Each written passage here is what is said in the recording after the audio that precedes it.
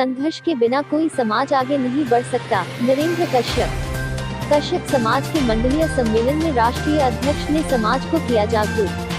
बरेली, सुभाष नगर के रामलीला मैदान में आयोजित कश्यप समाज के मंडलीय सम्मेलन में कश्यप समाज राष्ट्रीय अध्यक्ष और पूर्व सांसद नरेंद्र कुमार कश्यप ने समाज को संबोधित करते हुए कहा कि कश्यप समाज विगत 35 वर्षों से संघर्ष कर रहा है। 5 करोड़ की आबादी होने के बाद भी अस्तित्व को बचाने के लिए संघर्षशील है। आबादी के हिसाब से कश्यप समाज में उसको भागीदारी नहीं मिल रही और मुख्य धारा से दूर है। प्रदेश अध्यक्ष राम कुमार कश्यप ने नरेंद्र कश्यप को अपना राजनीतिक गुरु मानते हुए उसके बताए मार्ग पर चलने का आह्वान किया।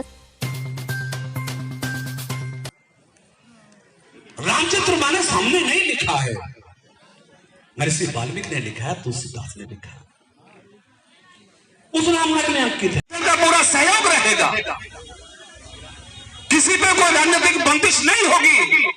लेकिन यार, जिस समूह समाज में हम पैदा हुए हैं, जिसका इतिहास भगवान महर्षि कश्यप की सृष्टि रचना से प्रारंभ होके महाराजा निषाद राज, वीर एकलव्य, वेद व्यास और कालू बाबा के माध्यम से पूरे संसार में जिसके इतिहास को जाना जाता है, वो समाज ऐसा है, ऐसा कमजोर रहेगा, इसको तो अब हम बर्दाश्त करने वाले है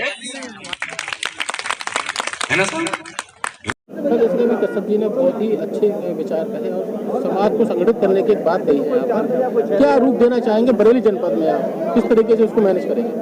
बरेली जनपद में माननीय नरेंद्र कश्यप जी ने कश्यपों का अपना हक लेने के लिए एक संगठन तैयार किया है। उस संगठन के माध्यम से हम बरेली जिले को ही नहीं, पूरे प्रदेश को इस संगठन से जोड़ने का काम करेंगे।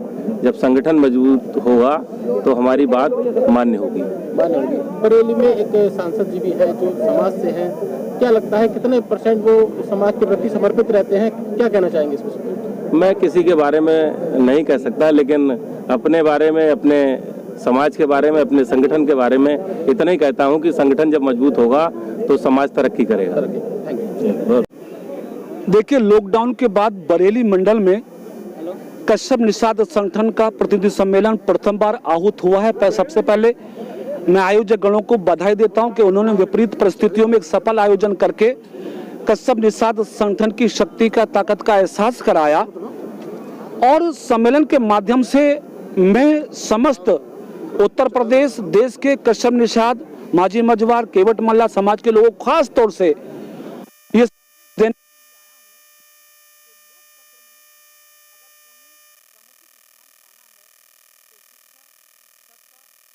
में सबको मिलकर आगे बढ़ना पड़ेगा, क्योंकि आजादी के लंबे अंतराल के बाद जिस गति के साथ देश के अन्य समाज समुदाय को आगे बढ़ने का मौका मिला है, उस अनुपात में अभी कश्यप समाज के लोग बहुत पीछे हैं।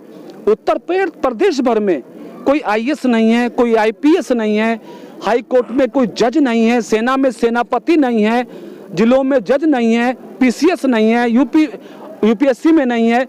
यानी आज़ादी के उपरांत भी 70 वर्षों के बाद ये समुदाय शिक्षा में, नौकरियों में, सत्ता में अभी बहुत दूर है। तो सामाजिक संगठन के माध्यम से हम प्रयास कर रहे हैं कि समाज के लोग अपने बच्चों को पढ़ाएं, बुराइयों से बचें और सर्वांगीण विकास के लिए कश्यप निषाद संगठन के साथ जुड़ के अपनी एकता का, अखंडता का एहसास देश और प्रदेश को कराएं। कश्यप जी, कई बार ये सुनने में आया है कि सरकारें आती हैं, चली आती हैं, आरक्षण को लेकर आवाज उठता जरूर है, लेकिन वो कन्वर्ट नहीं हो पाता, तो उसके लिए क्या आवाज उठाएं, क्या कहेंगे? निश्चित आपका प्रश्न बड़ा उचित है, बड़ा वाजिब है। और मैं कार्यकर्ता हूं जो संसद में भी रहा हूं और विधान परिषद में भी रहा हूं।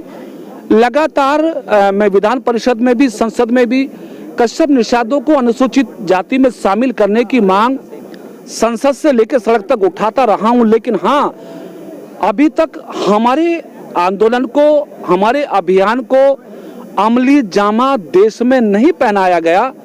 इसलिए हम लोगों को ये भी अपील कर रहे हैं कि जब तक आप सामाजिक संगठन के माध्यम से अपनी सामाजिक शक्ति का लोकतंत्र में एहसास नहीं कराओगे, तब तक कोई भी सरकार आसानी से अनुसूचित जाति में शामिल करने का फैसला लेने वाली नहीं है। तो इस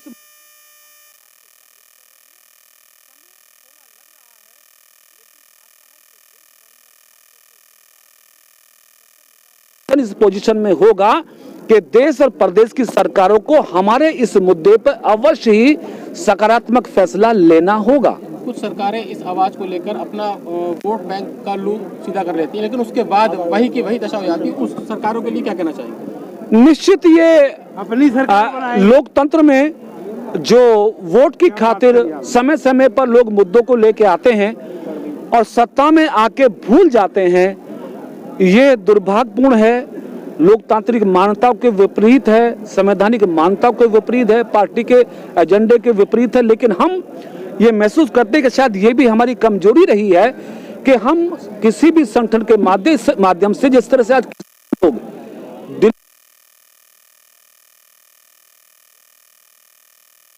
और सरकार कहीं ना कहीं है, हम कोशिश करेंगे कि हमारा संगठन भी इतना समर्थन हो ताकि हम भी एक बड़ा आंदोलन खड़ा करके सरकार को इस बात का एहसास कराएं कि आरक्षण हमारे समाज की आवश्यकता है और इसको आपको देने पे विचार करना चाहिए। एनजी न्यूज़ से जुड़े रहने के लिए चैनल को सब्सक्राइब करें और बेल आइकन को दबाना ना भूलें।